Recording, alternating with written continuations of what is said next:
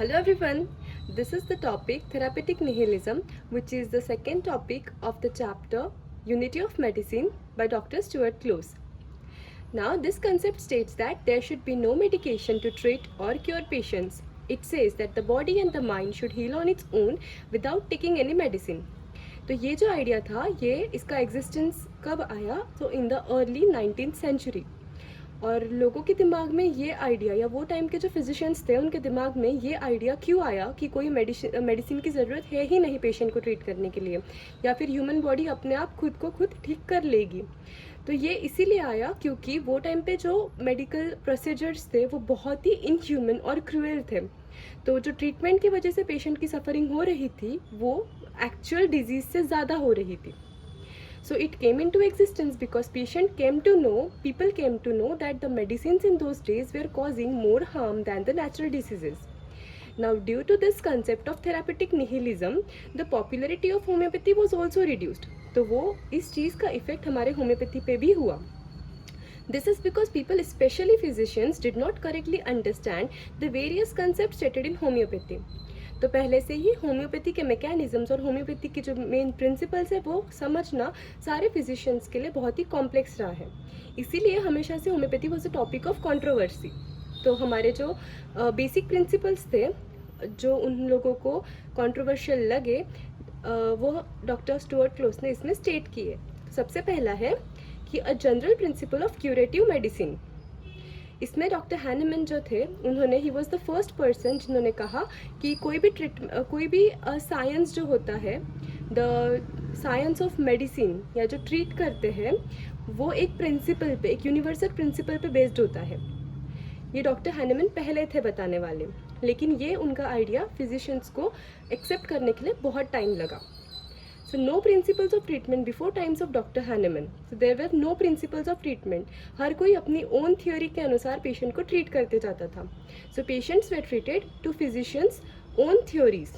और ये theories की वजह से because they were just theories and not scientific principles, patients ठीक नहीं होते थे. और इसी की वजह से patients were left untreated.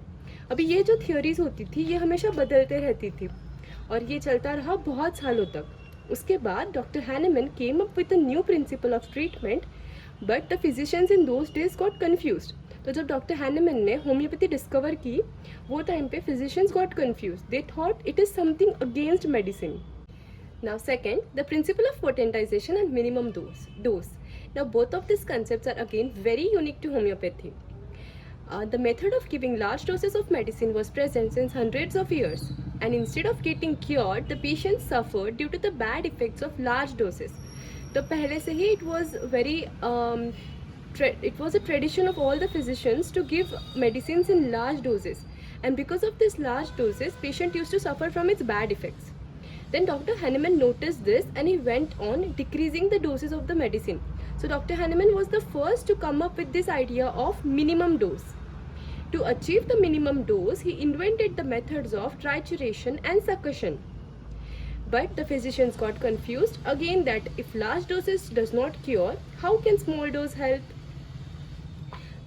Dr. Stuart Close quotes this one line which is very important, that the same agent which in relatively large quantities damages or destroys activity will in relatively small quantities stimulate it. So this can also come as an MCQ and it is a very important line to quote. इससे हमें समझता है कि वो time पे जो physicians थे उनको सिर्फ मटेरियल डोजेस से ही मतलब था और उनको यही था कि मटेरियल डोजेस से ही पेशेंट ठीक हो सकते हैं. लेकिन डॉक्टर हैनेमन ने ये कंसेप्ट लाई जिसमें कि हम लोग स्मॉल डोजेस और जहाँ तक कि इनफाइनाइट सिमल डोजेस से भी पेशेंट को ट्रीट कर सकते हैं. Now next is the third point, which is the drug proving on healthy human beings. Now again, this was the first time कि कोई ऐसा कंसेप्ट किसी ने पुट फोर्थ किया था जिसमें doctor Hahnemann was the person who put forth this concept of proving drug on healthy human beings. And therefore this was a unique and revolutionary invention in homeopathy. So till Hahnemann's time either there was no drug proving या फिर अगर prove होते थे drugs तो फिर वो animals पे किया करते थे. So people did not understand that how can a patient get cured by a medicine that can produce symptoms in a healthy human.